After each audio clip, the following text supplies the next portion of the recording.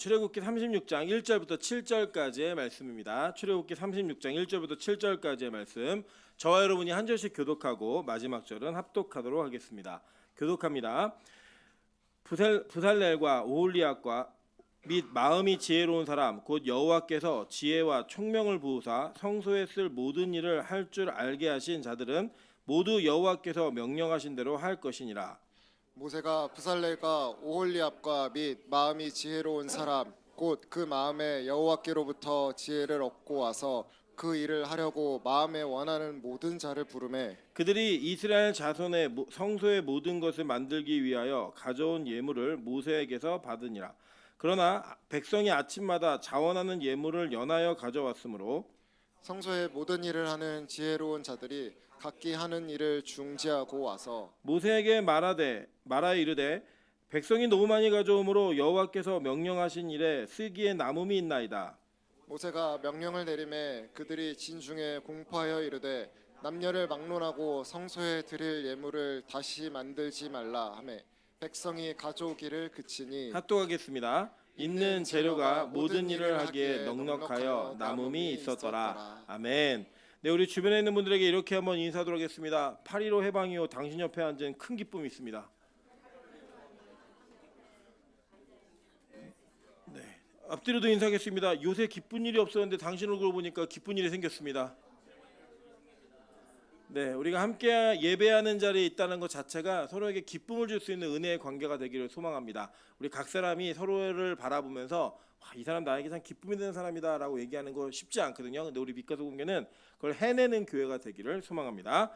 네, 오늘은 출애굽기 36장 1절부터 7절까지의 말씀을 가지고 억지로 하고 칭찬받았다라는 제목으로 하나님 말씀 증거하도록 하겠습니다. 제 이제 대학교 2학년 때 제 중학교 때 친구가 하나 있었는데 중학교 때 친구가 좀 이렇게 소위 말하는 학교에서 일진이었어요. 근데 저희 때는 일진이라는 아이들이 막 뭐 폭력을 행사하고 뭐 이렇게 남의 걸 뺏고 이런 거보다는 좀 싸움을 잘한다. 그리고 또 그런 무리들이 몰려간다 그러면 그런 친구인데 이 친구는 좀 그 친구들 사이에서도 약간은 좀 폭력적이고 거친 친구였습니다. 근데 이 친구가 어느 날 소매치기 하는 현장을 목격한 거예요. 그래서 그 소매치기 현장에서 목격을 하고 소매치기를 따라가 가지고 너 훔친 거 밥 나누자 그랬는데 안 나누니까 전에 지나가던 경찰한테 신고했어요.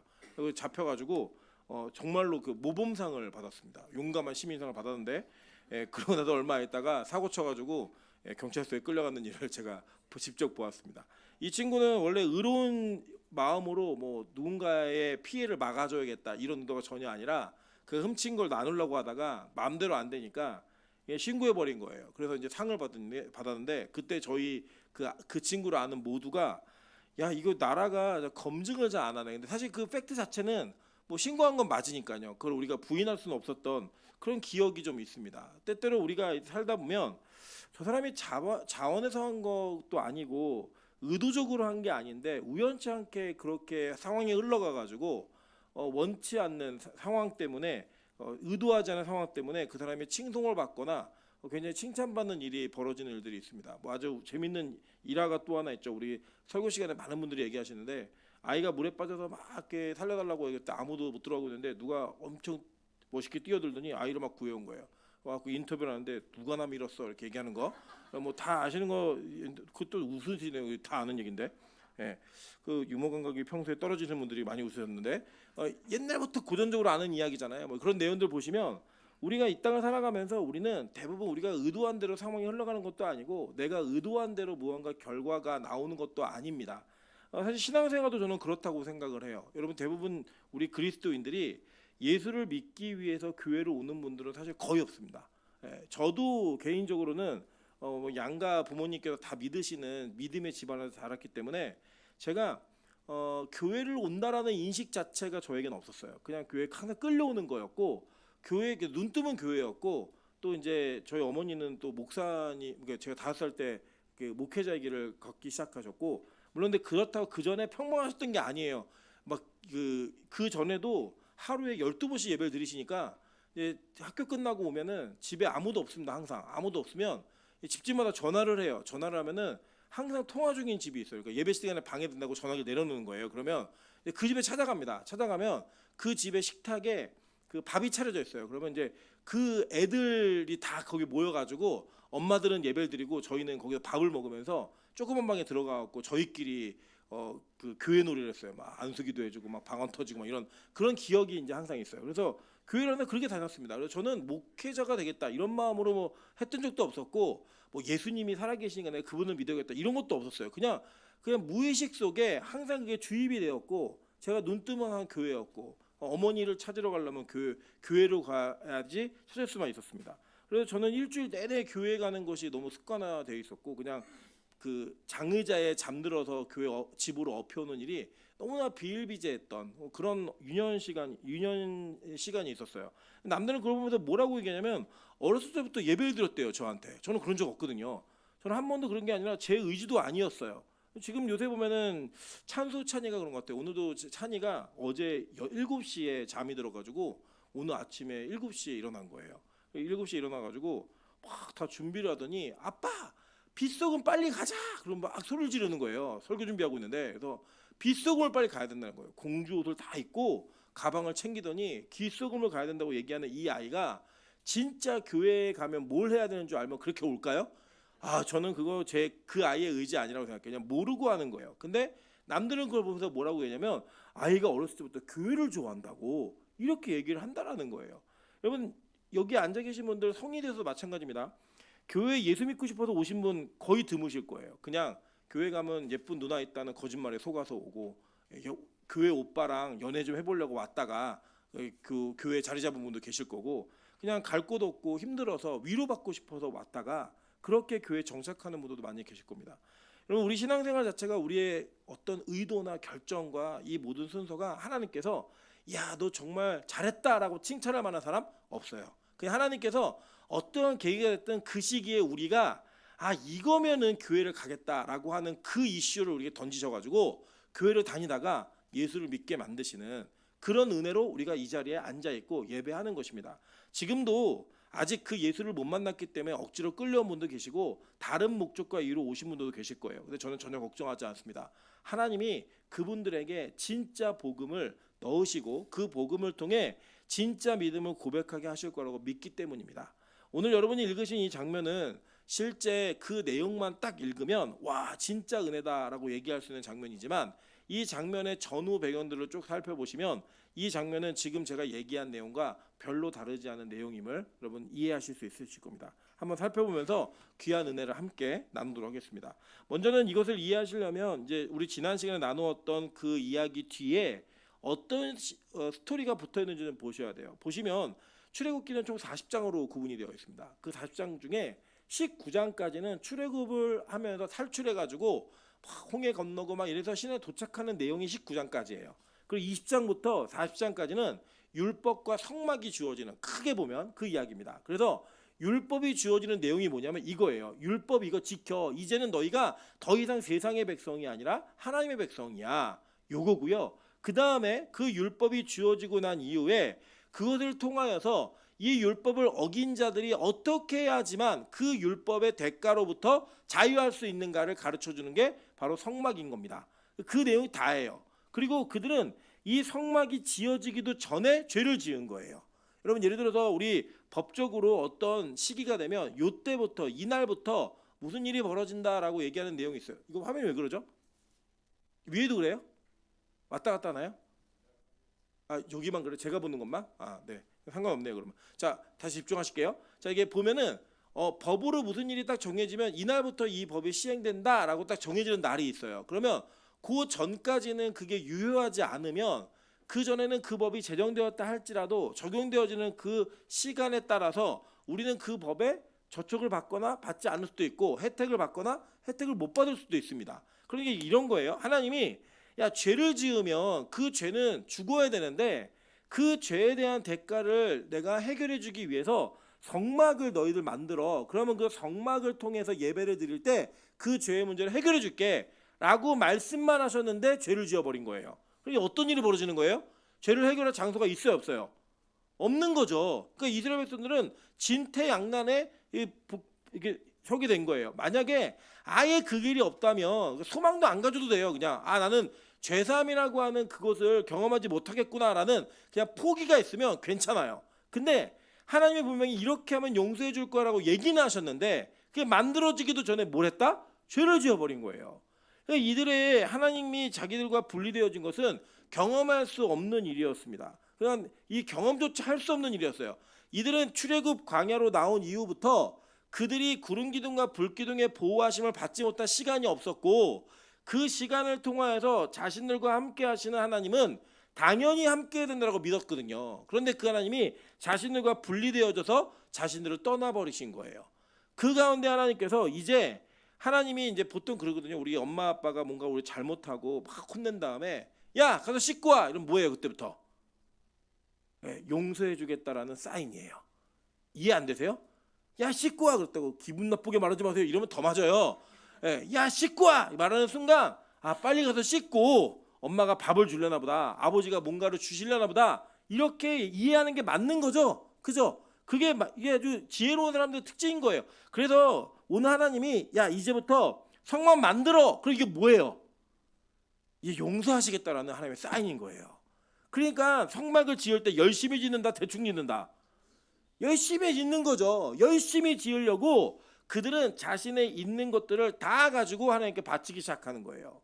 그러니까 여러분 보세요. 그런데 성경은 뭐라고 얘기하냐면 자원하여 가져왔다라고 얘기해요. 이게 자원하는 거예요, 여러분? 아니죠. 자원하는 게 아니라 실제로 이거는 강제적인 내용인데 자원했다라고 성경이 이것을 얘기하고 있는 겁니다. 그래서 여러분 오늘 이 장면 속에 하나님의 구원의 원리가 담겨져 있어요. 저는요 그냥 이스라엘 백성들이 이거 따지면 한 3,500년 전인데 3,500년 전에 성막을 지은 일, 그게 우리에게 무슨 의미가 있겠어요? 지금은 사용하지도 않고 지금은 그냥 보면 아 이렇게 생겼구나라는 것 외에는 다른 의미도 없어요. 그 의미가 없는 그 건축물에 대해서 정교하게 배운다고 여러분 그게 어떻게 우리에게 유익이 있겠습니까? 그 유익 없습니다. 근데 그 유익은 뭐냐면요, 그걸 통해서 우리가 어떻게 구원받았는지, 우리를 구원하시는 예수님께서 우리에게 어떤 일을 이루시는지를 깨달으면 이건 여전히 우리에게 유효한 거예요. 우리가 이 장면을 통해 그 하나님의 은혜와 구원의 원리를 한번 살펴보는 귀한 시간을 나누도록 하겠습니다. 자, 먼저 볼게요. 이게 보니까요, 이 그 출애굽기 35장에 34절부터 좀 볼게요. 또 그와 단지파 아히사막의 아들 오홀리압을 감동시키다 가르치게 하시며라고 얘기해요. 자, 요 34절을 직역을 하면 그가 그의 마음에 가르치는 능력을, 그러니까 능력이에요. 그냥 가르치는 사실은 생략되어 있는 단어이고 능력을 두셨으니라고 얘기해요. 그러니까 하나님이 이 성막을 지어가는 사람들을 선택하고 지명하여 부르셨는데 그들의 마음 가운데 능력을 주셨다는 거예요. 그게 그 감동이 된 겁니다. 그러니까 우리는 스스로 하나님을 섬기거나 하나님께 나아가는 일들을 할 수 있는 자들이 아니에요. 그런데 하나님이 우리에게 뭘 주신다? 감동을 주신다는 거예요. 여러분 감동 없으면요 신앙생활하기 진짜 힘듭니다. 감동 없이 억지로 하는 신앙생활은 이거보다 괴로운 시간이 없어요. 이거보다 힘든 시간이 없고요. 여러분 우리 안에 예를 들면 소설을 읽거나 책을 읽거나 영화를 보거나 음악을 듣는 일은요, 여러분 마음에 감동이 있으시면 2시간, 3시간, 4시간을 들어도 전혀 지루하지 않아요. 제가 보면은 저는 개인적으로 참 부러운 영역 중에 하나가 음악을 잘하는 사람들이 되게 부러워요. 오늘도 그 제가 이제 전해 들은 이야기인데 저희 그 첫째가 성시경 씨의 뭐죠? 너의 모든 순간. 맞아요? 그 노래를 너무 좋아한대요. 왜 그게 좋냐 물어봤더니 자기가 가족들과 함께 제주도를 갔었는데 우리 교육자 수련회 때 갔었는데 차를 타고 가는데 자기 귀가 스피커에 이렇게 닿았는데 그 음악을 틀었는데 거기서 음악이 나오는데 그 음악이 나오더라는 거예요. 네. 그 음악이 들었는데 그게 너무 자기가 감동이 돼가지고 그때부터 그 노래를 좋아하기 시작했대요. 그리고 이 아이가 그거를 따라 불러요. 제가 오늘도 오는데 이제 찬이는 아침에 일찍 일어났으니까 일어나갖고 아이가 오면서 얘기하는 거예요. 아빠 햇살이 밝아서 틀어줘 얘기하는 거예요. 예, 대낮에한 이별이라는 노래인데 햇살이 밝아서 햇살이 그거는데 처음부터 끝까지 그걸 다 따라해요 아이가. 예, 저희가 그게 뭐 되게 신기했지만 이 아이에게 왜 그런지 모르겠지만 이게 감동이 된 거예요 마음에. 이 노래가 좋다. 그래갖고 이제 남자가 부르는 파트에서 남자가 부르고 이제 그 중간에 약간 간주가 있거든요. 그러면 이래요. 이제 언니가 부른다 이래요. 자기가 다 알아요. 그 노래 따라 불러요. 그게 뭐냐면 이 아이에게 그 감동이 된 거예요. 감동이 되니까 그 뭐 3살짜리 뭐 7살짜리가 그걸 가요를 들으면서 그걸 따라 부르고 그게 무슨 의미가 있는지를 얘기를 하더라고요. 되게 부러웠어요. 왜냐면 한 번도 저는 저희 아이들이 아빠 설교가 너무 감동이었어요, 이런 얘기 들어본 적이 없거든요. 근데 음악은 성시경과 그 뭐 누구요? 그 이무진하고 윈터가 부르는 그 노래가 아이들한테 감동이 돼가지고 막 그걸 부르는 거죠. 여러분, 저는 우리 빛가서군 교회가 하나님의 말씀에 감동이 있는 교회가 되길 소망합니다. 그 이 시간 지루하지 않아요. 뭐 교육학적으로 25분을 못 넣는다, 집중하는, 그런데 전혀 그러지 않습니다. 제가 진짜 경험해 봤는데요. 하나의 은혜가 임하니까요. 제가 정말 1시간밖에 성경을 안 읽은 것 같은데 8시간, 9시간 읽고 있더라고요. 저는 그게 우리 교회에도 분명히 있을 거라고 좀 믿어요. 이렇게 하나님께서는 이 오홀리압에게 감동을 주셔가지고 그 감동으로 말미암아 이 일들을 하게 하시는 거예요. 자, 그렇게 어떻게 이 일이 벌어지나, 그 감동은 어떻게 있었, 그 감동이 왜 그들에게 임했는가, 그 내용을 좀 보도록 할게요. 출애굽기 17장 8절부터 13절입니다. 그때 아말렉이 와서 이스라엘과 르비딤에서 싸우니라. 모세가 여호수아에게 이르되 우리를 위하여 사람들을 택하여 나가서 아말렉과 싸우라. 내일 내가 하나님의 지팡이를 손에 잡고 산 꼭대기에 서리라. 여호수아가 모세의 말대로 행하여 아말렉과 싸우고 모세와 아론과 훌은 산 꼭대기에 올라가서 모세가 손을 들면 이스라엘이 이기고 손을 내리면 아말렉이 이기더니 모세의 팔이 피곤함에 그들이 돌을 가져다가 모세 아래 놓아 그가 그 위에 앉게 하고 아론과 훌이 한 사람은 이쪽에서 한 사람은 저쪽에서 모세의 손을 붙들어 올렸더니 그 손이 해가 지도록 내려오지 아니한지라. 여호수아가 칼날로 아말렉과 그 백성을 쳐서 무찌르니라라고 얘기했어요. 자, 그러니까 왜 지금 이야기하냐면 훌이 누구냐면 부살렐의 아빠예요. 부살렐의 아버지입니다. 그러니까 이게 뭐냐면 이 집안에는 하나님의 감동을 경험했던 역사가 있었던 거예요. 그러니까 그 역사가 이어져 내려가는 거라고요. 여러분, 제가 이거를 아주 실증적으로 그리고 여러분에게 현실적으로 적용하면 이런 겁니다. 제가 목회를 하면서 목사인 친구들을 많이 만나고 대화를 많이 하면 친구들이 이런 얘기를 되게 많이 해요. 야, 너처럼 목회하는데 어떻게 목회가 돼? 라고 얘기를 해요. 물론 저는 아까 제가 아침에도 저희 아내랑 얘기를 했지만 저는 뭐 빛가서군 교회가 그냥 좀 잘 이렇게 방어를 잘하고 있다, 좀 선전하고 있다, 이 정도의 개념이지 좀 목회가 잘 된다고 생각하지는 않아요. 제가 부족함이 제게 있기 때문에. 그런데 밖에서 볼 때는 우리 교회가 목회를 잘한다고 생각을 하시나 봐요. 그래서 저는 그런 얘기를 되게 많이 들어요. 그러면 저는 사실 그 이야기가 저에게 익숙하진 않습니다. 그냥 저는 어떻게 그런 생각을 해? 어떻게 그렇게 목회를 하냐고 누군가 물어보면 저는 그냥 이렇게 해요. 그냥 내가 이런 신앙생활을 하면서 자랐어. 그냥 이런 공동체 안에서 자랐기 때문에 그 일을 하는 거야 라고 얘기를 해요. 그 이상도 이하도 아니에요. 근데 왜 그러냐면 저에게는 영적 자산이 굉장히 많습니다. 왜냐? 저희 어머니가 목회를 하시면서 하나님께 인도함 받았던 그 인도하심 속에 걸어왔던 목회의 그 흔적들이 저에게는 그 유산처럼 남아 있어요. 그냥 무의식 중에도 이때는 이렇게 해야지, 이렇게 하는 게 맞아 라고 하는 그 의식이 저에게 심어지더라는 거예요.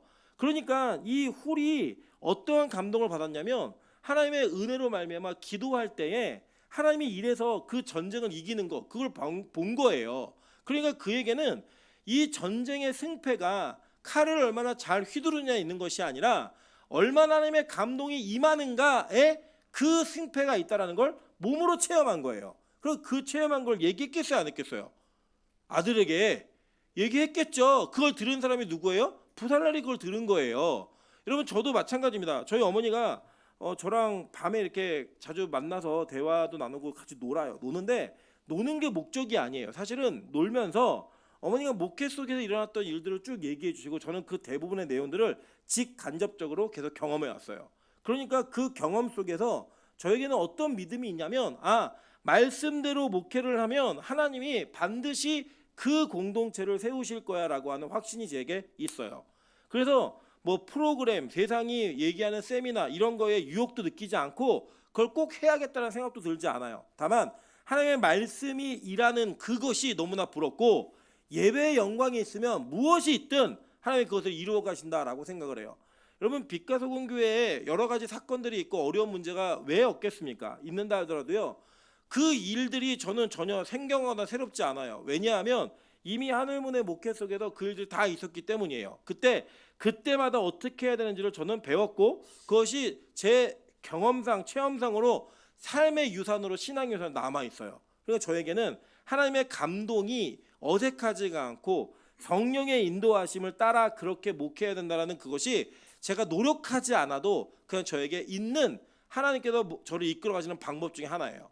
저는 이것이 우리 교회에게도 동일한 은혜가 있기를 소망합니다.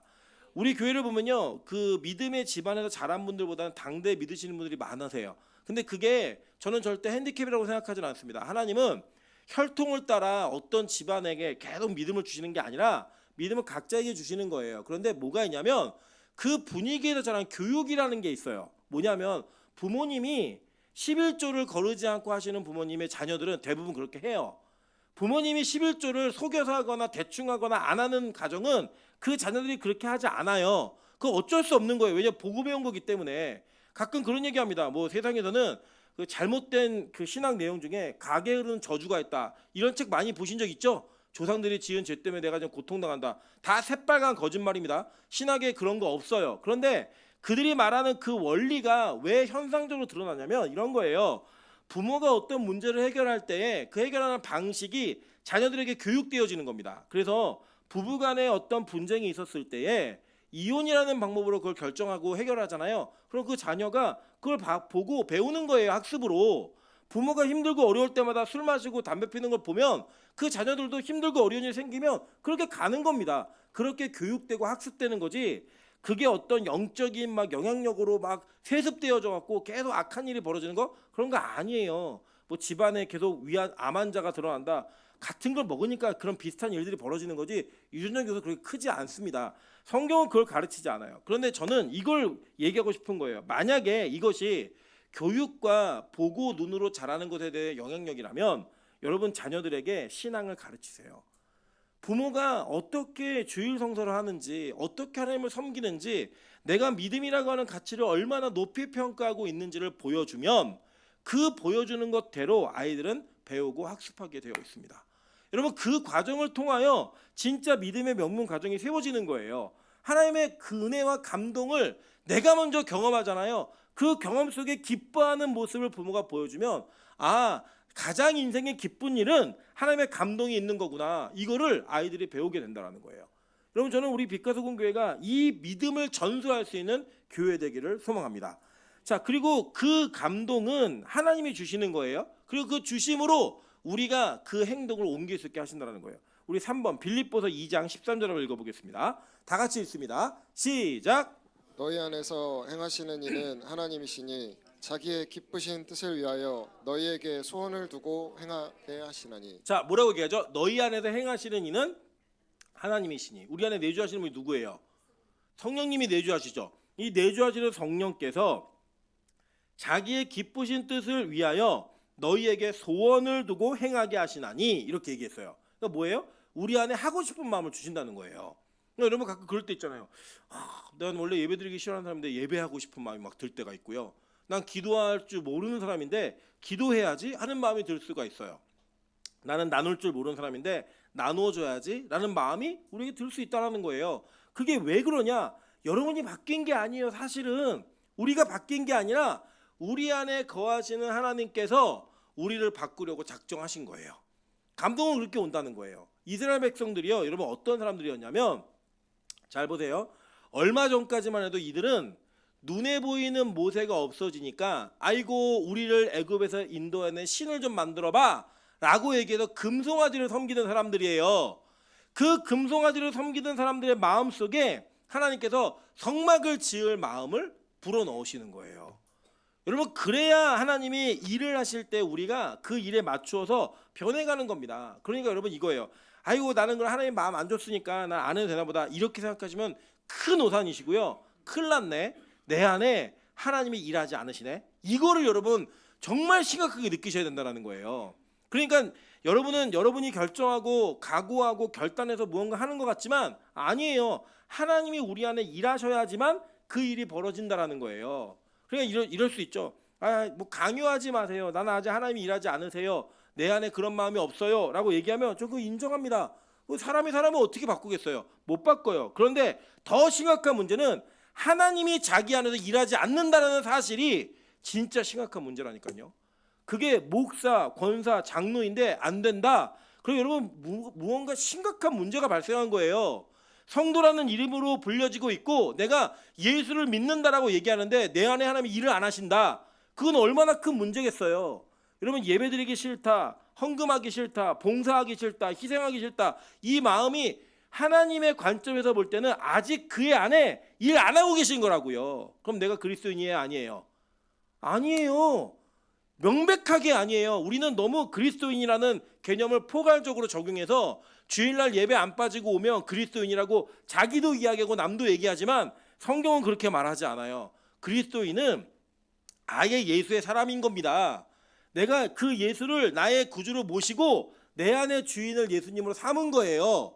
그러면 그 예수님을 나의 주인으로 삼은 사람에게 주인이 일을 해야지만 내가 그분의 자녀가 되고 그분의 종이 되고 그분의 일꾼이 되는 거 아니에요. 그게 안 일어난다고요. 그건 뭐예요? 하나님의 그 관심 밖에 있는 사람이라는 거예요. 여러분 이거 되게 심각하게 고민하셔야 됩니다. 잘 보세요. 하나님은요 이스라엘 백성들을 부르실 때 목적 없이 부르지 않으셨어요. 애초부터 목적을 가지고 부르셨고 그 목적대로 그들을 이끌어 오셨다고요. 한번 볼까요? 출애굽기 5장 1절 한번 보겠습니다. 다 같이 읽겠습니다. 시작. 그 후에 모세와 아론이 바로에게 가서 이르되 이스라엘의 하나님 여호와께서 이렇게 말씀하시기를 내 백성을 보내라. 그러면 그들이 광야에서 내 앞에 절기를 지킬 것이니라 하셨나이다. 자, 이게 어떤 단어냐면 이 어떤 문장이냐면 모세가 바로를 처음 찾아가서 이스라엘 백성들을 좀 내보내 주세요라고 요청할 때 했던 말이에요. 여러분 그때 모세가 성막 지을 줄 알았을까요, 몰랐을까요? 몰랐죠. 무슨 성막이에요. 지금 탈출하는 게 첫 번째 목적이었는데 성막 같은 개념은 아예 없었고 뭐 절기 지키고 예배드리고 이런 거 아예 개념 없었어요. 근데 하나님은요 계획이 있었다 없었다? 있으셨다고요. 아예 그래서 예배하는 자들로 그들을 불러내신 거예요. 그래서 성막 지을 계획은 우리에겐 없었지만 누구에겐 있었다? 하나님께는 있었다라는 거예요. 계속 볼까요? 출애굽기 12장 41절부터 42절 다 같이 읽겠습니다. 시작. 430년이 끝나는 그날에 여호와의 군대가 다 애굽 땅에서 나왔은즉 이 밤은 그들을 애굽 땅에서 인도하여 내심으로 말미암아 여호와 앞에 지킬 것이니 이는 여호와의 밤이라 이스라엘 자손이 다 대대로 지킬 것이니라. 자, 여기 보면 이 이스라엘 백성들이 출애굽할 때에 하나님께서 그들을 뭘로 부르셨어요? 여호와의 군대라고 부르셨다고요. 여러분 이게 무슨 군대예요? 노예 집단이었잖아요. 근데 하나님은 그들을 군대로 만들 계획이 있었다 없었다? 있으셨다고요. 이 차바르라고 하는 히브리어가요. 군사, 군대, 봉사, 일꾼이에요. 그런 단어에 쓰여요. 그래서 실제로 이 성막을 만드는데 일꾼이 된 자들 그들을 차바르라고 부를 수 있고요. 실제로 이제 우리 출애굽기가 끝난 민수기로 넘어갔거든요. 민수기가 뭐냐? 하나님의 군대가 되는 과정인 거예요. 그러니까 하나님은 애초부터 그들을 부르실 때 어떻게 쓸지를 결정해 놓으신 거라고요. 그리고 그 완성되어지는 모습을 향해 우리를 만들어가고 빚어가실 때에 우리에게 마음을 주시는 거예요. 기도할 마음도 주시고 헌신할 마음도 주시고 주시는 거예요. 여러분 제가 가지고 있는 우리가 보통 사람들을 구분할 때 요 근래 이제 신세대들 새로운 세대들은 MBTI라고 하는 인성 검사나 성격 검사, 유형 검사를 통해서 그 사람이 어떤 사람인지를 파악을 합니다. 근데 저는 개인적으로 제가 ENTP나 ESTP가 나오는 사람이에요. 근데 이 두 기질은 책을 읽는 것보다는 직접 경험하거나 이렇게 공상하거나 이런 걸 좋아해요. 그러니까 예를 들어 저희는 운동을 한다 그러면 그 어떤 사람들은 운동의 이론을 가지고 막 배우는 사람도 있잖아요. 저는 그런 필요 없어요. 그냥 해보면 되지 뭐 이거예요. 그런 기질인데 하나님이 저를 어렸을 적부터 혼자 있는 시간에 그러니까 심심해가지고 책을 읽게 하셨어요. 심심해가지고. 그래서 저는 책 읽는 기질이 후천적으로 훈련된 기질이에요. 그래서 그 책을 쭉 읽다 보니까 지금은 제가 말씀을 연구하고 공부할 때 항상 책을 뒤지고 책을 보는 사람이 되어 있습니다. 그래서 지금도 저는 이제 성경을 연구하면서 제가 모르는 게 나오면 알 때까지 제가 알고 있는 정보들 다 찾아요. 옛날에 이제 그게 다 종이책이었는데 지금은 이제 인터넷 시대가 돼가지고 인터넷으로 들어와서 더 수월함이 있지만 어쨌든 글을 읽고 그 정보를 제 머릿속에 메모리하는 일들을 저는 후천적으로 훈련받은 사람이에요. 하나님이 저를 성경을 가르치는 목회자로 사용하시기 위해 애초부터 그런 훈련을 시키신 거예요. 그때 몰랐다니까요. 그냥 심심하니까 책을 읽었는데 그 심심함 속에 읽었던 그 책 읽기가 이전에 하나님의 말씀을 제대로 이해하는 데 사용받는 그 기질로 사용받더라는 거예요. 그 여러분 하나님 앞에 버릴 게 있다 없다? 없어요. 하나도 없어요. 여러분 지금 여러분이 하나님을 아직 모른다 할지라도 지금 훈련받는 모든 과정 속에 일어나는 모든 경험들 있잖아요. 그 경험들은 하나님 반드시 사용하십니다. 반드시 이루어 가신다는 거예요. 그게 바로 하나님이 우리 안에 착한 일을 시작하시고 그 일을 마칠 때까지 책임지시는 그 은혜를 보이는 거예요. 그래서 이스라엘 사람들은 어떻게 부르셨어요? 예배하는 자들로, 그리고 싸우는 군대로 부르셨어요. 그게 누구냐? 교회인 거예요. 마찬가지입니다. 오늘도 저와 여러분 하나님께서 어떻게 부르시냐면 하나님 앞에서 예배자로 우리를 부르셨어요. 지금은 예배를 구경 온 사람도 있고 끌려온 사람도 있고 억지로 온 사람도 있지만 하나님 반드시 그들을 뭘로 만드실 거냐고 저 믿냐면 예배자로 세우실 걸로 전 믿습니다. 우리 옆 사람에게 한번 인사하겠습니다. 예배자인 걸 축하드립니다. 미리 축하하는 거예요. 미리 예배자인 걸 축하하는 거예요. 두 번째, 우리를 뭐로 부르셨냐? 우리를 군대로 부르셨어요. 여러분, 우리는 싸우는 공동체입니다. 그러니까 우리끼리 싸운다는 게 아니에요. 누구랑 싸우냐? 세상과 싸우고 악한 년들과 싸우는 공동체예요. 여러분, 영적 싸움, 뭐 영적인 이런 거 모를 수 있죠. 그런데 저는 이런 일이 앞으로 우리 교회 벌어질 거라고 좀 믿어요. 제가 최근에 이제 계속 얘기했던 게 우리 교회 새신자들이 오려면 우리의 율법주의가 무너져야 되고 이게 눈이 바뀌어야 된다 막 이러니까 요새 진짜 새신자들이 와요. 근데 저는 모두 기도하고 있냐면 하나님, 우리 교회가 시대 속에서 영적 싸움을 할 수 있는 교회가 되게 해주십시오라고 기도합니다. 그럼 누가 올까요? 그렇죠. 누가 맞추셨어요? 귀신 들린 사람들이 올 거예요. 영적으로 악한 자들이 올 거예요. 그러면 여러분 그들 무서워하지 마시고요. 싸울 수 있는 힘을 기르면 돼요. 영적인 힘을 기르면 그런 일들을 감당할 수 있는 교회가 된다라는 거예요. 그렇다고 여러분이 귀신 들리지 마세요. 귀신 들리지 마시고 오는 영혼들을 회복시킬 수 있어요. 귀신 들리다는 게 꼭 침 흘리고 막 이상한 행동하고 이런 것만 생각하지 마시고요. 세상에 무언가에 미쳐 있는 게 귀신 들린 거예요. 세상에 하나님이 아닌 다른 것에 몰입돼 있고 그거 없으면 못 살 것 같은 마음 자체가 귀신 들린 거라고. 이미 그런 것들이 해결되어지는 교회가 되길 소망합니다. 저는 우리 빛가소금 교회가 그렇게 부르심을 받았다고 믿어요. 그래서 여러분, 하나님의 그 부르심에는요, 그 부르심 속에 우리 따라가는 자들은요, 감동으로 그걸 기쁘게 따라가게 돼 있어요. 제가 최근에 누구랑 얘기했죠? 제가 얘기하다가 무슨 대화를 했는데, 저는 사명이라고 하는 것 자체가 굉장히 부담스러움이라고 항상 느끼고 있었어요. 그래서 하나님이 이 사명이라는 게 너무 부담스러워서 제가 그 부담감을 가지고 억지로 따라하고 있는 거를 좀 예쁘게 봐주세요라고 하는 제안에 하나님을 향한 약간의 투정이 좀 있었습니다. 근데 요새 이제 마태복음을 강해를 하면서 제가 이 마태복음의 글을 통해, 그러니까 성경에 쓰여 있는 글을 통해 정황상 읽혀지는 제자들의 마음이 저기 들어오기 시작해요. 그 장면을 제가 두 장면만 좀 소개를 할게요. 제가 설교도 했던 건데 한번 보겠습니다. 마태복음 4장 18절부터 22절, 그리고 마태복음 9장 9절을 볼게요. 갈릴리 해변에 다니시다가 두 형제 곧 베드로라는 시몬과 그의 형제 안드레가 바다에 그물을 던지는 것을 보시니 그들은 어부라. 말씀하시되 나를 따라오라. 내가 너희를 사람을 낚는 어부가 되게 하리라 하시니 그들이 곧 그물을 버려두고 예수를 따르니라. 거기서 더 가시다가 다른 두 형제 곧 세베대의 아들 야고보와 그의 형제 요한이 그의 아버지 세베대와 함께 배에서 그물 깁는 것을 보시고 부르시니 그들이 곧 배와 아버지를 버려두고 예수를 따르니라. 마태복음 9장 9절 다 같이 읽겠습니다. 시작. 예수께서 그곳을 떠나 지나가시다가 마테라 하는 사람이 세관에 앉아 있는 것을 보시고 이르시되 나를 따르라 하시니 일어나 따르니라. 자, 여기 보면 예수님께서 제자 5명을 부르는 장면이 나와요. 그죠? 아까 읽은 마태복음 4장에서는 2명을 부르셨고, 그리고 마태복음 9장에서는 1명을 부르시는 장면이 나와요. 근데 제가 예전에는 그냥 예수님이 제자를 불렀습니다라고 하는 것 정도로 그냥 이해하고 넘어갔어요. 나 이 내용을 이해했고 아는 내용이니까 넘어갔는데, 저에게 이게 들어온 단어가 뭐냐면 곧이라는 단어예요. 눈이라는, 바로 직시인데 곧이라는 단어가 저에게 쑥 들어왔어요. 근데 이 단어가 왜 저에게 들어왔냐면 지금 이들에게 요구했던 내용은 정말로 부담스러운 내용이라니까요. 여러분, 어부한테 야, 너 다 버려두고 나 따라와 라고 얘기하는 게, 여러분, 그게 쉬운 요구도 아니지만 그 요구를 듣고 반응하는 게, 여러분, 곧이라는 단어가 붙은 것과 한참 후에라는 단어가 붙은 완전 다른 이미지겠죠. 예를 들어서 제가 이렇게 얘기할 수 있죠. 승권생님한테 권사님 좀 5만 원만 빌려주세요. 그랬더니 권사님 5분 동안 고민하셨어요. 이건 뭐예요? 빌려줄까 말까 고민한 거죠. 근데 제가 권사님 5만 원만 빌려주세요. 그랬더니 네, 그러면서 꺼내주신 거예요. 그럼 고민하신 거예요, 안 하신 거예요?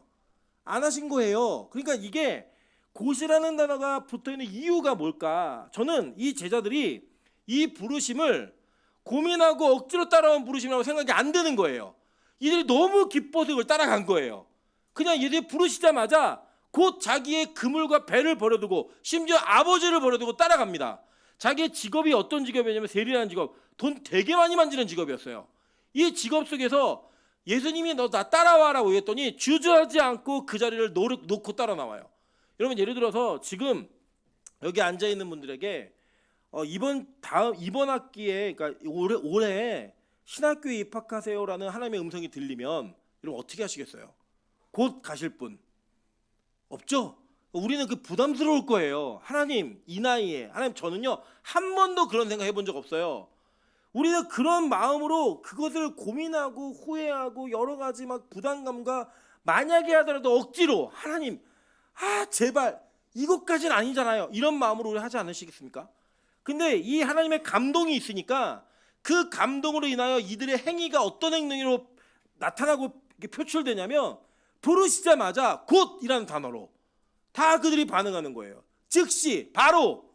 그러니까 이 단어가 가지고 있는 힘이 뭐냐면 하나님 우리가 부르심을 받고 사명이 부여받았을 때 내 힘으로 따라 나서는 게 아니라 하나님의 감동이 있는 사람은 그게 부담스럽지가 않은 거예요.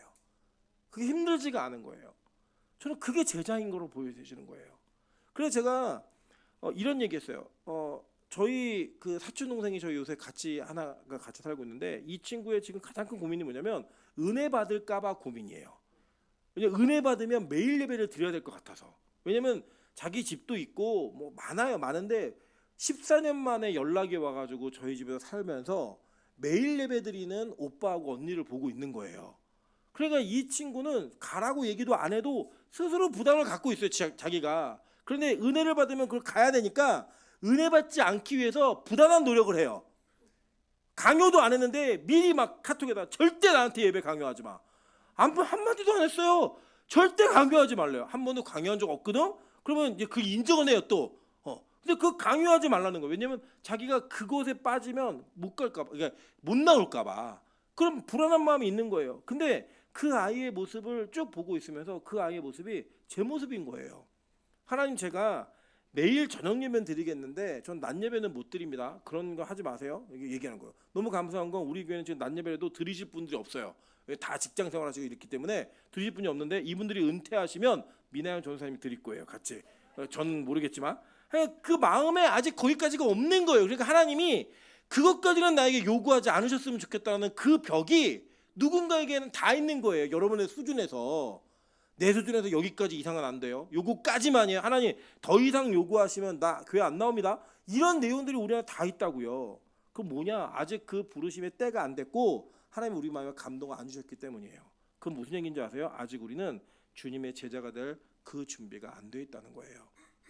저는 그게 큰 부담, 요새는 되게 큰 부담감이 뭐냐면 예전에는 이렇게 무언가 나한테 더 요구하실까 봐가 부담감이었는데 지금은 내가 예수의 제자가 아니지 않을까라는 부담감이 너무 큰 거예요.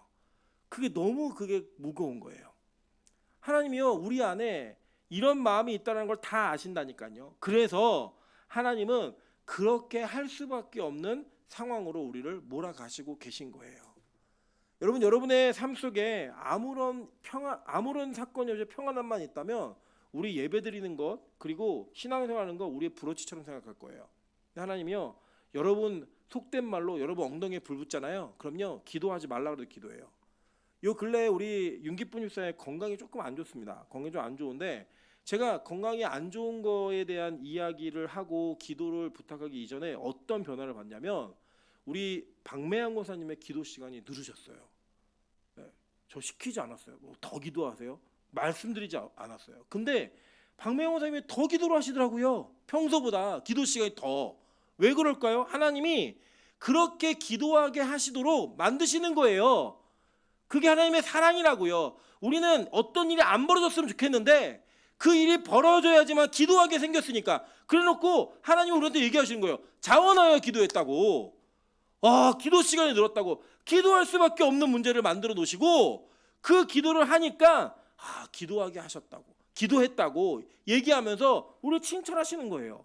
보면 억지로 한 거예요. 그런 일이 없었으면 우리 안 했을 거라니까요. 그런데 문제가 생기면 뭐 한다? 기도하는 거예요. 그 여러분 경험하시잖아요. 어떤 문제가 있을 땐 기도하다가 문제 없어지면 기도한다 안 한다. 나태해지는 자신의 모습을 발견해요. 그때마다 하나님은 억지로 사건을 벌리시는 거예요. 기도해. 그래서 기도를 하면 너 기도 참 잘했다. 그러면서 옛다. 준비한 거 주시는 거예요. 그래서 하나님은요. 기도하면 주시는 게 아니라 미리 준비해 놨다가 기도할 때 주시는 거예요. 그래서 기도를 하게 만드시는 거라고요. 그래서 제가 이렇게 얘기했어요. 기쁨 집사 걱정하지 마. 하나님이 기쁨 집사한테 1대1 데이트 신청하신 거야. 혼자 있으면서 그동안 진짜 바쁘게 살았잖아. 애 키우고 남편이랑 결혼 생활하고 열심히 회사 생활하고. 근데 이제 조금 여유 있게 하나님과 1대1의 시간을 좀 가져봐. 하나님이 그 시간이 필요하셔서 벌리신 일이니까 절대 걱정하지 마. 여러분 그게 바로 하나님의 은혜라는 거예요.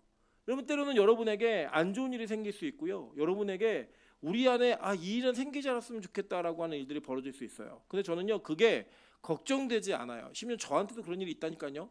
있을 때 좀 걱정되지 않아요. 왜냐하면 우리를 망하게 하실 분이 아니시기 때문이에요. 우리를 절대 실패하게 하지 않으실 분이기 때문이에요. 우리가 실패하지 않게 하시기 위해 망하지 않게 하기 위해서 기도하게 하실 분이라 기도할 사건을 벌리시는 거예요. 기도할 문제를 우리 안에 주시는 거라고요. 그걸 우리는 고난이라고 얘기하지만 사실은 하나님의 가장 큰 선물인 거예요. 억지로 해가지고 칭찬받게 하시려고. 그게 바로 이스라엘 백성들이었다니까요. 하나님이 분리시켜놓고 너희들 이제 죄지면 다 죽어. 다 죽는다고 라고 얘기해놓고 성막 지어. 그럼 살아. 여러분 그때 성막을 누가 안 질 수 있겠어요.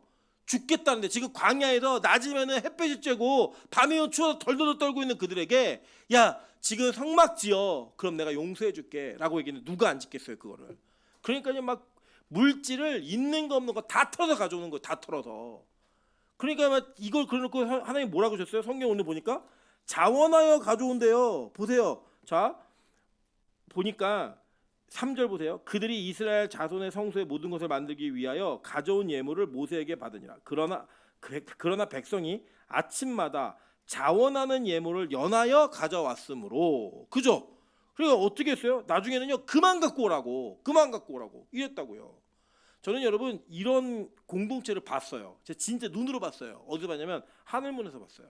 하늘문이 성령 건축을 하는데 성령 건축을 하는 중에 많은 사람들이 자신의 예물을 막 가지고 오는 거예요. 제가 어떤 분이 본인의 형편에 너무 과한 헌금을 가지고 오니까요. 저희 어머니가 앉혀놓고 이렇게 헌금하는 거 아니야. 이만큼은 다시 가져가. 헌금을 돌려주셨어요. 네. 제가 그걸 보면서 뭘 느껴요. 그리고 성령 건축을 120명 애들까지 포함해서 120명이 25억짜리 공사를 7개월 만에 봉헌 예배 드리더라고요. 저 정말 깜짝 놀랐어요. 근데 그게 남아가지고 돌려줬어요. 그만 가지고 와. 여러분 저는 이 목회하면서 성경에 일어난 일이 진짜로 일어나는 일을 본다는 게 얼마나 큰 복인 줄 아세요? 여러분 그게 쉬운 일이라고 생각하세요? 저는 그렇게 생각하지 않아요. 어쩌면 시골에 어떤 조그만한 교회에서 평생토록 하나님을 섬기고 평생토록 신실하게 목회하는데도 불구하고 성경에 있는 이야기가 진짜 안 일어나서 이게 진짜일까라고 고민하는 목사, 장로님들, 권사님들이 얼마나 많은 줄 아세요? 저는 우리 빛가소금교회가 저 이 은혜 경험하길 원합니다. 하나님 제발 그냥 우리 성경에 있는 이야기가 일어나는 거예요. 그냥 우리 교회가 하나님 우리 일을 맡겨주셨는데 정말로 우리 마음에 감동을 주셔가지고 그 감동 때문에 너도 나도 하나님께 드리는 것 자체가 부담스럽지 않은 자원함으로 드려서 그만 갖고 오시라고 이제 충분하다고 얘기할 수 있는 그 복을 저는 이 교회가 누리기를 바라는 거예요. 여러분 오해하지 마세요. 빛가소금교회는 담임 목사에게 약속한 사례를 주고 더 헌금이 들어온다고 더 주는 거 아니에요. 이 교회는 뭐 옛날 그 구약 시대처럼 뭐 11조 나오는 거 목사가 다 자고 그런 교회 아닙니다.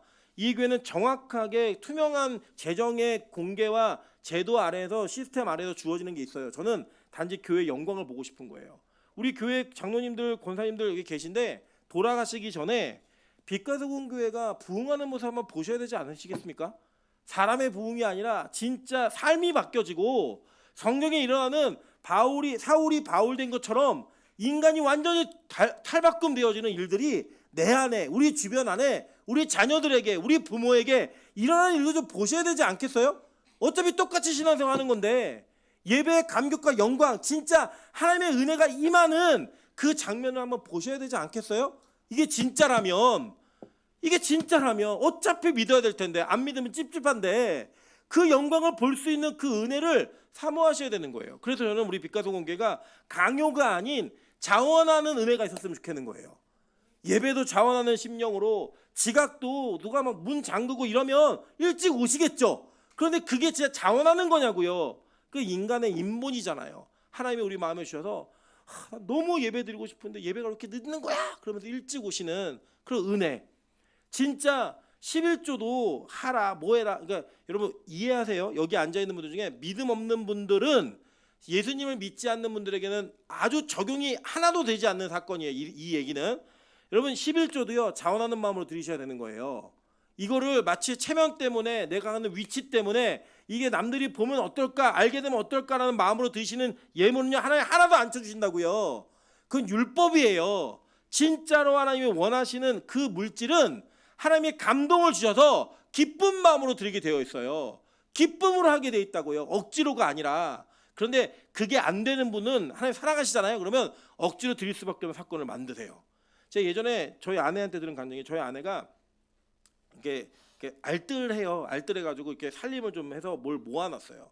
모아놨는데 그때 당시에 이제 하늘문에서 헌금해야 될 일이 좀 있었어요. 근데 저희 아내가 이걸 드리기가 너무 싫은 거예요. 아까운 거죠. 모은 게 아까워서 고민하고 있는 찰나에 무슨 일이 벌어지냐면, 저희가 새벽 2시에 찬수를 재워놓고 옆집에 놀러 갔다가 2시에 집에 돌아왔는데 애가 없어진 거예요. 그때 얘가 5살이었을 거예요. 아마 5살인데 없어졌어요. 그날 밤에 저희 아내는 찬이를 임신한 상태에서 경찰서에 가서 막 신고를 하고, 저는 단지를 돌아다니면서 저희 혹시 2층에 있지 않나 올라가고, 겨울이었는데 잠옷 입고 애가 나간 거예요. 저 꼭대기층부터 내려오면서 찬수야 찬수야 부르면서 내려오고, 아파트 단지를 뛰어다니고 막 할머니까지 다 나와가지고 그 단지를 다 뒤졌어요. 애가 없는 거예요. 어떡하지? 고민하고 있는 찰나에 저희 아이가 나왔다가 집 문을 못 열고 들어가니까 집 앞에 놓여 있는 유모차에, 벽 쪽을 보고 있는 유모차에 누워서 잠이 든 거예요. 나중에 그 아이를 찾았어요. 저희 아내가요 기쁜 마음으로 그 헌금을 다 드렸어요. 네. 저희는 뺏긴 거예요 사실은. 여러분 진짜 그냥 문에 열고 나와서 유모차만 이렇게 봤어도 아이가 여기 있구나 안심하고 찾을 수 있는 그 거리에 있었는데, 저희는 그 시간 자체가 너무나 공포스러웠어요. 저도 물론 제가 의연한 척 했지만 아이를 못 찾고 CCTV에도 안 나오고 이러니까 너무 그게 속상하고 힘든 거예요. 이 추운 겨울에 어떡하지? 이 마음이 계속 있었는데 그 아이가 문 앞에 있었다니까요. 문 앞에. 그 사건을 통해 하나님이 자원하는 마음으로 드리게 하신 거예요. 그게 하나님의 방법이라고요. 여러분 그게 하나님이 우리를 통해 일하시는 그 과정 속에서 내가 스스로 할 수 없는 일들을 감동을 받아 할 수밖에 없게 만드시는 그 하나님의 일이 우리 안에 있다니까요. 제가 예전에 말씀드린 적 있잖아요. 제가 21일 금식에 감동이 오는데 저는 사탄의 음성이라고 계속 되뇌이면서 절대 하지 않겠다는 각오와 결단을 가졌어요. 이번에도 누가 그러더라고요. 임찬 목사 이제 그만해 금식, 나이도 이제 들었고 금식 그만해야 돼. 제가 그랬어요. 목사님 제가 하고 싶어서 한다고 생각하세요? 목사님 해보시라고. 죽겠다고 아주. 너무 힘들어요. 힘든데 하나님이 감동을 주셔서 제가요 진짜 딸꾹질 8시간 하는데 안 멈춰요. 뭐 혀를 뽑아라, 뭐 물을 마셔라, 뭐 숨을 참아라, 별짓을 다 했습니다. 재채기를 해라, 코를요 헐도록 막 팠어요. 안 돼요, 안 돼. 제가요 딱 누워서 이랬어요. 하나님 금식할게요. 이 말 딱 끝나자마자 제 썰국질이 멈췄어요. 저 하나님 바로 옆에 있어서 그걸 봤잖아요. 저 하나님 그걸 그 상황 속에 펑펑 울었어요. 하나님이 진짜 우리의 음성을 듣고 계시는구나. 제가요 그때는 21일 금식을 자원하는 마음으로 했다니까요. 사실은 억지로 한 거예요. 하나님은 그거를 자원하는 마음으로 했다라고 쳐주시는 거예요. 그게 우리 하나님이시라고요.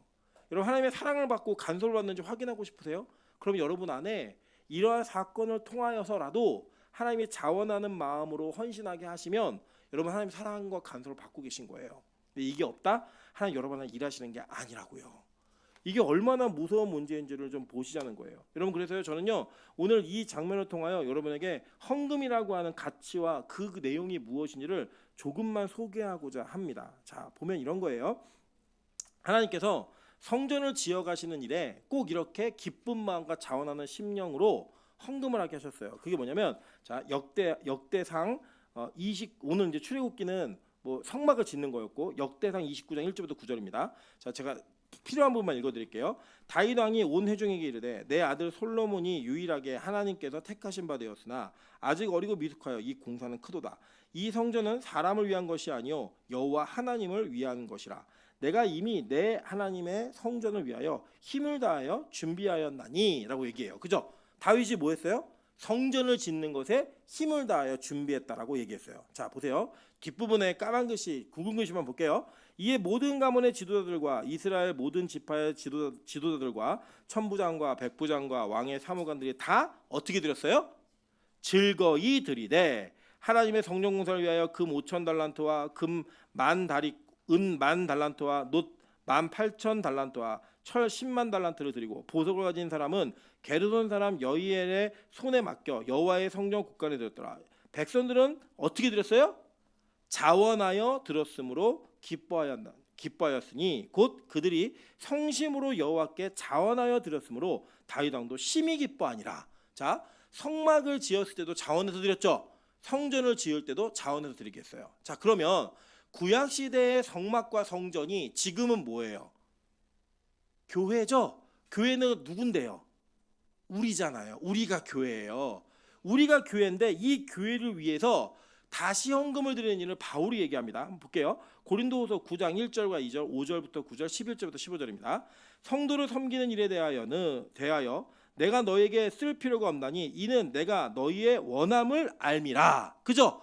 성도를 섬기는 일을 교회를 섬기는 일이잖아요. 그게 그 교회를 섬기는 일에 대하여는 더 이상 뭐 내가 말할 필요가 없다는 거예요. 왜요? 마음에서부터 원하기 때문에. 그러니까 우리가 드리는 헌금은 억지로 해야 되는 거예요? 자원하는 마음으로 해야 되는 거예요? 자원하는 마음으로 해야 되는 거라고요. 그래서 제가 오늘 선포합니다. 마음에 자원함이 없는 헌금은 안 하셔도 돼요. 저 진짜 일이 이루어질까 봐 걱정도 되지만 안 하셔도 돼요. 저는 성경적으로 한번 목회해보고 싶어요. 왜요? 그렇게 성경적으로 했는데 하나님의 은혜를 주시는 그게 진짜라면 정말 초대교회 때 이런 일들이 벌어져야죠. 성전에서 이랬던 일이 벌어져야죠.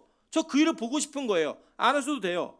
하나님이 이 교회는 자원하는 성도들의 자원하는 헌물로 인하여 하나님께서 복을 주실 거예요. 저 그거 믿어요. 그걸 보고 싶은 거예요. 보세요. 계속 얘기합니다. 5절부터 9절 볼게요. 그러므로 내가 이 형제들로 먼저 너희에게 가서 너희가 전에 약속한 연보를 미리 준비하게 하도록 권면하는 것이 필요한 줄로 생각하였노니 이렇게 준비하여야 참 연보답고 억지가 아니니라. 이것이 곧 적게 심은 자는 적게 거두고 많게 심은 자는 많게 거둔다 하는 말이로다. 각각 그 마음에 정한 대로 할 것이요 인색함으로나 억지로 하지 말지니 하나님은 즐겨내는 자를 사랑하시느니라. 하나님이 능히 모든 은혜를 너에게 넘치게 하시나니 이는 너희로 모든 일에 항상 모든 것이 넉넉하여 모든 착한 일을 넘치게 하려 하심이라. 기록된 바 그가 흩어 가난한 자들에게 주었으니 그의 의가 영원토록 있느니라 함과 같으니라 라고 얘기했어요.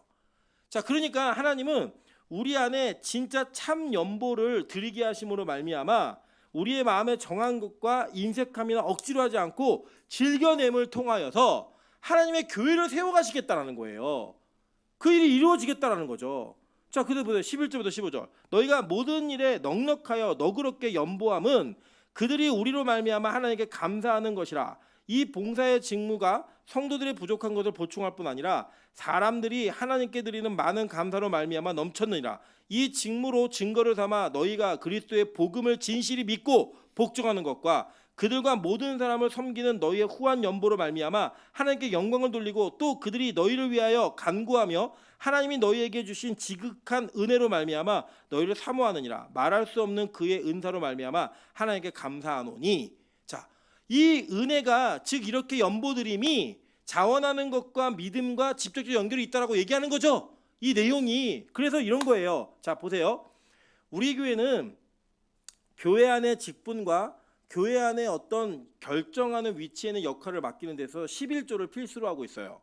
이 11조가 냈으니까 자격이 주어집니다가 아니에요. 잘 이해하세요. 왜 이런 조건을 세웠는가? 율법적으로 세운 게 아니고요. 자원하는 마음으로 11조를 드리지 못하는 사람은 믿음이 없는 사람으로 보는 거예요. 이 교회는. 그래서 믿음이 없는 사람이 교회의 일을 결정하지 못하게 한 거예요. 이해하세요? 무슨 말인지? 그러니까 이거는 뭐 율법적으로 11조 내는 사람에게 이런 자격이 주어집니다. 얼마를 냈으니까 자격이 주어지는 거예요. 이런 게 아니라고요. 정말로 나의 모든 것이 하나님의 것입니다라고 고백하는 사람이 하나님의 교회의 문제를 결정해야 된다고요. 그래서 그것은 원칙이고 그것이 우리 안에 세워졌을 때 다른 교회가 없는 기준이지만 이 교회가 이 기준을 가졌을 때에 우리가 하나님께서 인도하시는 대로 그 인도함을 받아 교회를 이끌어가는 일에 하나님의 뜻을 담아낼 수 있는 교회가 될 수 있다고 저는 믿는 거예요. 이건 저거 철저히 지킬 거예요. 그래서 내년부터는 우리 교회가 11조를 하지 않는 집사에게는 교회의 재직으로서의 결정권을 저희가 주지 않습니다. 이유는 다 하나예요. 그리고 우리 교회가 집사 직분 남발하고 있거든요. 우리 교회뿐만 아니라 모든 교회가 다 그래왔어요. 그냥 교회 집사 줬다고요, 아무렇게나.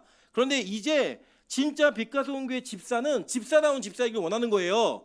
불러는 줄 수 있어요, 호칭으로. 그러나 교회의 중대한 일들을 결정하고 정말 중요한 일을 결정하는 일에 있어서는 진짜 나의 모든 것이 하나님 것입니다라고 고백하는 사람을 통해 하나님의 일들이 이루어지기를 소망하는 거예요.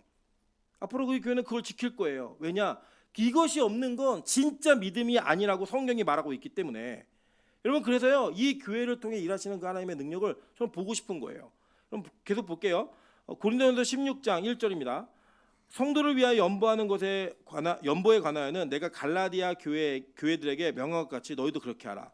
매주 첫날에 너희 각 사람이 수입에 따라 모아두어서 내가 갈 때 연보를 하지 않게 하라. 내가 이를 때 너희가 인정한 사람에게 편지를 주어 너희의 은혜를 예루살렘으로 가지고 가게 하리니 라고 얘기했어요. 이게 무슨 얘기냐면 이런 거예요. 어떤 이벤트가 있다고 그 이벤트를 위한 헌금을 하지 말고 평소에 헌금하라는 거예요. 그냥 평소에 자원하여 드리면 그걸 갖고 하겠다는 거예요. 그냥. 여러분, 그래서 저는 우리 빛가소금교회가 뭐 특별한 어떤 이벤트를 위해서 헌금하는 일도 물론 해왔지만 그것이 우리의 자원함을 통해 이루어지는 수준까지 갔으면 좋겠어요. 무슨 말이냐면 어떤 이벤트가 있어도 평소에 했던 헌금으로 인해 그게 다 해결될 수 있는 그런 교회를 소망하는 거라고요. 여러분, 그러면 도대체 얼마를 해야 되냐? 뭐 이런 기준이 있을 거 아니에요. 만약에 이 교회가 뭐 1년에 1,000만 원 이상 헌금해야 집사 줍니다. 이렇게 하면 이 교회 이단이에요. 잘못된 내용이라고요. 정말 큰 헌금이 어떤 헌금인가 성경을 미리 얘기해놨어요. 누가복음 21장 1절부터 4절입니다. 다 같이 읽겠습니다. 시작. 예수께서 눈을 들어 부자들이 헌금함에 헌금을 넣는 것을 보시고 또 어떤 가난한 과부가 2렙돈 넣는 것을 보시고 이르시되 내가 참으로 너희에게 말하노니 이 가난한 과부가 다른 모든 사람보다 많이 넣었도다. 저들은 그 풍족한 중에서 헌금을 넣었거니와 이 과부는 그 가난한 중에서 자기가 가지고 있는 생활비 전부를 넣었느니라 하시니라. 아멘. 자, 2렙돈 하면 지금의 가치로 따지면 200원 정도예요. 200원 정도 된 거예요. 지금의 가치로 환산을 하면. 그런데 예수님이 눈을 들어서 부자들이 헌금함을 지나가면서 헌금하는 걸 다 보신 거예요. 실제로 그 예수님 당시의 성전에는요, 그 성전 뒤쪽에 헌금을 넣는 함이 있었어요. 근데 그 함을 넣으면은 그 함에 넣는 사람과 꺼내가는 사람이 그냥 그걸 자유롭게 이용할 수 있게 만들어서 구제하는 도구로 썼다고요. 거기에 많은 부자들이 자신이 가지고 있는 재산의 일부를 내놓듯이 드려가지고 많이 티가 나게 드렸어요. 그러니까 그 티가 나게 드리는 모습을 예수님이 쭉 지켜보고 계셨던 거예요. 근데 그 자리를 지나가는 어떤 과부가 2렙돈을 돋는 걸 보시고, 야, 지금까지 내가 본 사람 중에 이 과부가 헌금 제일 많이 했어, 이렇게 얘기하셨다고요. 여러분, 빛가소금 교회가 돈을 많이 내는 사람이 헌금한다라고 여기는 교회라고 절대 생각하지 마세요. 이 교회는 자기의 형편에 맞게 최선을 다하는 헌금을 가장 큰 헌금으로 인정하는 교회입니다. 그래서 누가 저한테 이런 얘기했어요. 자기가 11조를 내는데 너무 작아서 그냥 감사헌금으로 내고 있다고 이렇게 얘기를 해서 제가 이렇게 했어요. 그냥 11조로 하세요. 액수가 중요한 게 아니라 하나님이 그 마음을 보시는 겁니다 라고 저는 분명히 말씀드렸고, 지금 이 설교를 그분도 듣고 계세요. 여러분, 이게 무슨 내용이냐면 우리 교회는 액수를 보지 않고 그 사람이 드리는 최선을 본다라는 거예요. 그러면 이게 거꾸로 뒤집어 얘기하면 액수를 많이 했는데도 하나님이 적게 낸 헌금이라고 연정하신 헌금이 있다는 거예요. 자기 형편에 비해서 적게 낸 헌금이라고 얘기하는 헌금이 있고, 액수에 비해서 하나님이 큰 헌금으로 보시는 헌금도 있다는 거예요. 인간의 눈은 그 액수에 공이 몇 개 붙었는가 이걸 가지고 큰 헌금 작은 헌금을 구분하지만 하나님은 그의 형편과 믿음을 보시고 그걸 구분한다고요. 그 때로는 제가 어떤 헌금은 너무 귀한 헌금이 있어요. 어떤 헌금은 액수가 큰데도 이분은 더 하셔야 되는데 라는 그런 기준이 저한테도 있어요. 저한테도. 하나님이 그게 없으시겠냐고요. 여러분, 하나님께 여러분이 있는 것 중에 비스켓 드리면서 나 많이 했다고 하지 마세요. 여러분이 가지고 있는 형편 속에서 최선을 다했을 때는 그것을 인정받기 위해서 하는 것도 아니지만 그냥 최선을 다했을 때는 그거 그 감사로 기쁨으로 끝내세요. 그러면 돼요. 그러나 우리 교회는 액수를 갖고 얘기하는 거 아니에요. 마음을 보시는 하나님이 그 마음을 보실 거로 좀 믿는 거예요. 그래서 절대 교회가 뭐 헌금 얘기하면 헌금 거들난다 이런 얘기는 절대 하지 마세요. 우리 교회는 그렇게 목회하는 교회 아니에요. 하고 싶지도 않고 그렇게 배운 적도 없고 그렇게 하는 순간 저는 하나님이 이 교회를 버릴 거라고 좀 믿어요. 저를 버리실 거예요. 저를. 여러분 그게 의도 아니에요.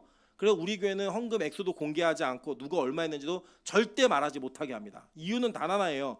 그것이 우리의 눈을 바꾸는 일이 될까 봐. 그래서 저는 뭐 많이 누가 헌금 낸지 아니라 대충 봐요. 누가 11조도 그냥 낸 명단에 이름만 보지 그러니까 누가 계속 내셨는데 안 내다가 낸 분이 있으면 기뻐하고 내야 되는데 안 낸 분이 있으면 걱정하고 이 정도의 개념이지 액수가 얼마인지 틈틈이 보지 않아요. 그게 제가 갖고 있는 목회 방식이에요. 혹시라도 제가 돈 많이 내는 분이 계시면 그분 의지할까 봐, 돈 많이 내는 분이 있으면 교회 일이 있을 때마다 그분 생각할까 봐 저 그거 아예 안 해요. 그러니까 여러분 기억하세요. 빛가서공교회는 억지로 시켜놓고 칭찬받게 하는 것을 추구하는 교회예요. 하나님이 억지로 시키셔서 그 억지로 시키신 가운데 잘하셨다고 칭찬해 주실 수 있는 그런 교회를 만들고 싶어요. 그게 바로 하나님 하시는 일이에요. 아까 얘기한 내용 다시 읽어드리면서 마무리하겠습니다. 빌립보서 1장 5절부터 7절입니다. 너희가 첫날부터 이제까지 복음을 위한 일에 참여하고 있기 때문이라. 너희 안에서 착한 일을 시작하신 이가 그리스도 예수의 날까지 이루실 줄을 우리는 확신하노라. 내가 너희 무리를 위하여 이와 같이 생각하는 것이 마땅하니 이는 너희가 내 마음에 있음이며 나의 매인과 복음을 변명함과 확정함에 너희가 다 나와 함께 은혜에 참여한 자가 됨이라. 이게 은혜라는 거예요. 여러분 이 은혜 부럽지 않으십니까? 이 은혜 한번 경험해보고 싶지 않으십니까? 그렇게 억지로 해놓고요. 나중에 계시록에 뭐라고 기록되냐 한번 볼게요. 마지막 날 이렇게 평가가 있습니다. 계시록 22장 12절부터 14절입니다. 내가 보라 내가 속히 오리니 내가 줄 상이 내게 있어 각 사람에게 그가 행한 대로 갚아주리라. 나는 알파 오메가요 처음과 마지막이요 시작과 마침이라. 그러니까 주님이 시작하시고 주님이 끝내셨는데 그거 갖고 상 주신다는 거예요. 그저 억지로 했는데 칭찬받게 하신다는 거예요. 자기 두루마기를 빠는 자들은 복이 있으니 이는 그들이 생명나무에 나아가며 문들을 통하여 성에 들어갈 권세를 받으려 함이로다. 아멘. 저는 우리 교회 모든 성도가 상 받는 성도 되기를 소망합니다. 근데 제가 하는 거 아니에요. 하나님이 하실 거예요. 그래서 제가 잔소리하지 않는 거예요. 제가 누군가한테 뭘 얘기하지 않는 거예요. 이유는 단 하나. 하나님이 그 안에 착한 일을 시작하셨으면 끝내실 줄로 믿으니까 그 일이 여러분 안에 이루어지길 소망합니다. 그렇게 이 교회가 성장하기를 기대합니다. 같이 찬양하며 주님 앞에 나아가도록 하겠습니다.